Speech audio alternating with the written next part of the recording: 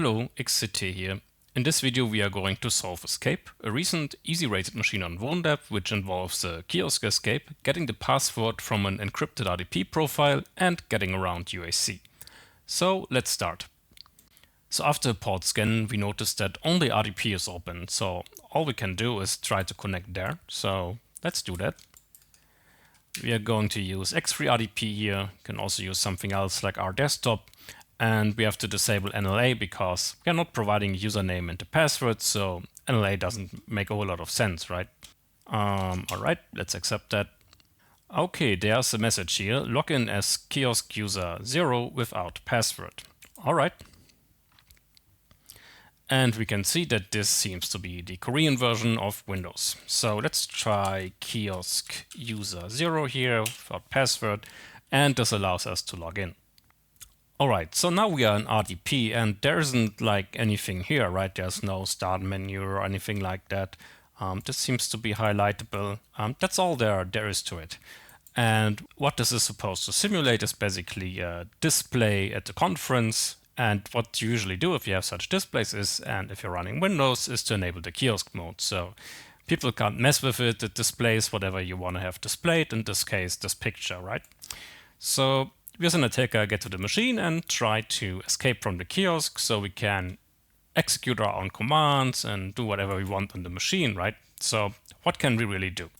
We can't right click anywhere here, so we are basically stuck with Windows hotkeys.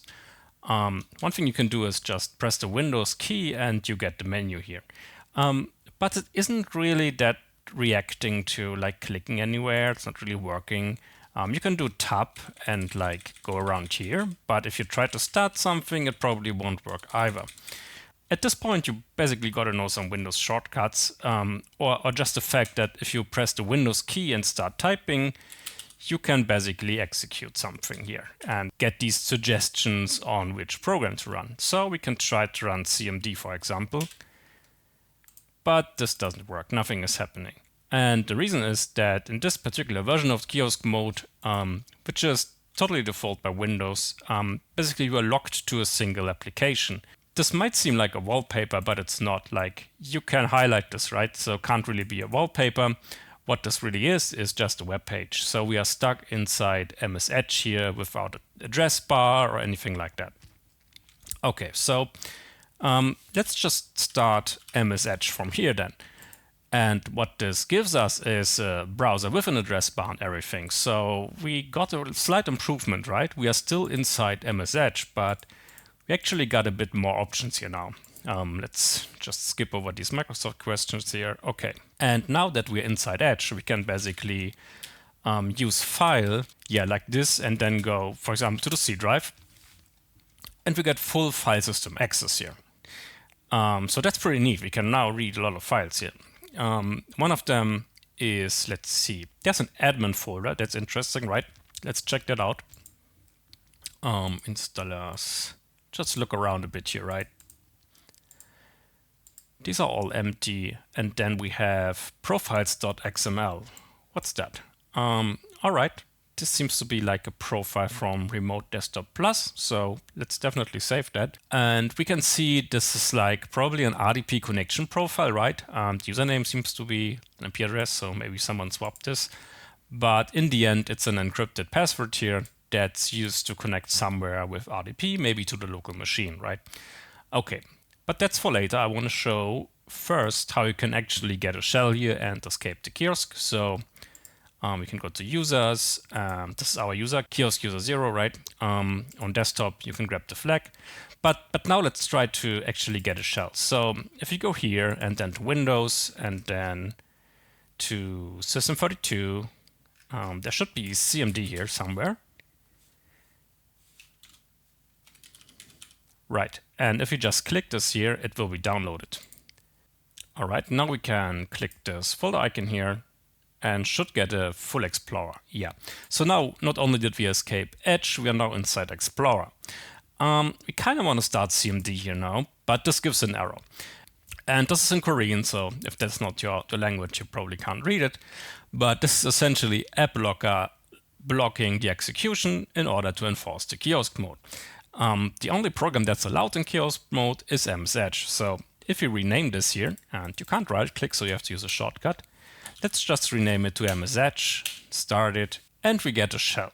AppLocker isn't really enforcing paths here or anything, which it could. It's just checking the file name, which is obviously a pretty weak enforcement of only running MS Edge, if MS Edge can be any program we want. Alright, so now that we got the CMD, if we want to try to list files here, we are going to get these funny errors, which is, I don't know, can't find system text message, whatever, right? This is due to the Kiosk mode. So if we go to PowerShell here, for example, and then do dir, the errors are gone. So just use PowerShell and you will be fine. All right, let's go back to like the start here. There was this admin folder, I already showed it, and there's this profiles.xml here. Like it says here, it's for Remote Desktop Plus, like a stored credential thingy, right? It's an encrypted password, which it's using to RDP somewhere. And there are several like ways to solve this, and the guys in the lab found like incredibly unique and creative solutions to this. I'm just going to show one of them and maybe mention a few others. But let's just go for a really easy solution that JKR found, which I liked very much. Okay, so before we actually run it, let's start Explorer here, and I'm going to copy in a file which we're going to need.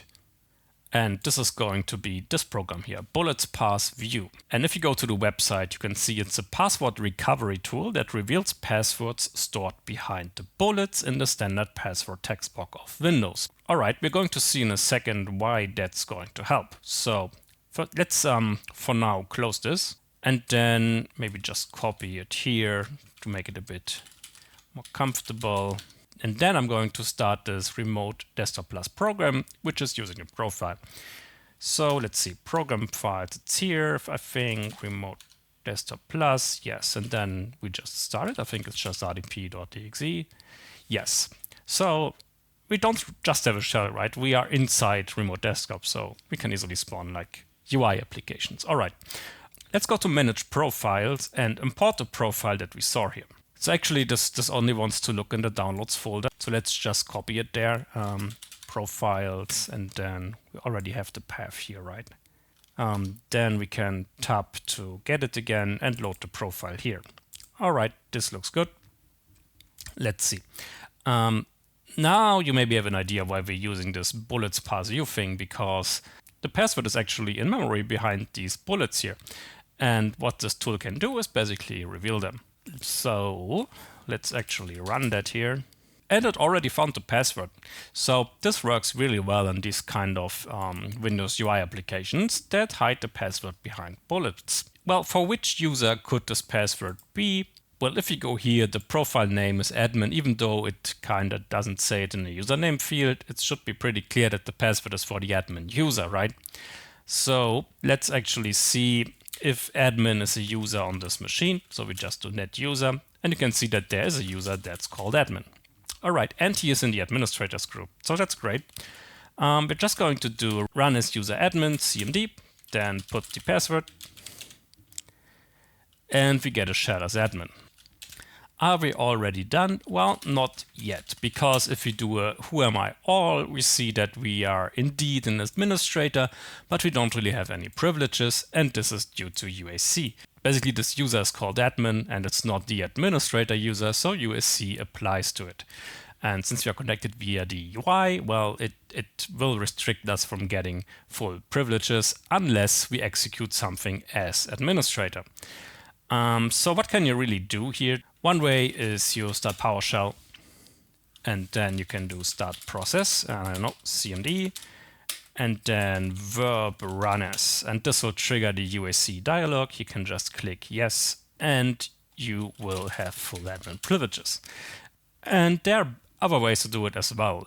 Basically, you just have to somehow bring up the UAC dialog, because you can just click it on RDP. It's not really something you need one of the like classical UAC bypasses for. You just need to bring up the dialog, right? All right, and at this point, of course, you can go to the administrator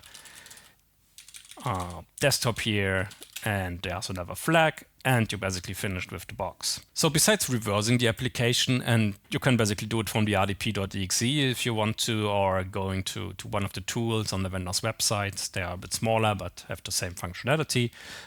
There's some other cool creative ways to solve this, and one of them is this password confirm dialog, because essentially what will happen is this is now red, right? You can basically backwards brute force the password here, like, try an A, B, C, and so on, until you get to the correct value, and then it's no longer red. So you can just backwards brute force this password char by char until you have the right one. I think that's also a really cool solution. Something else that people did is just trying to connect and then get it from memory. Other solutions where like this tool is like writing a temporary RDP file and you can get the password from there. So there are many ways to solve this, and I'm really glad that people are so creative and found so many cool ways here. So that's it for the machine. This time was a short video. I hope you enjoyed it, and see you in the next one.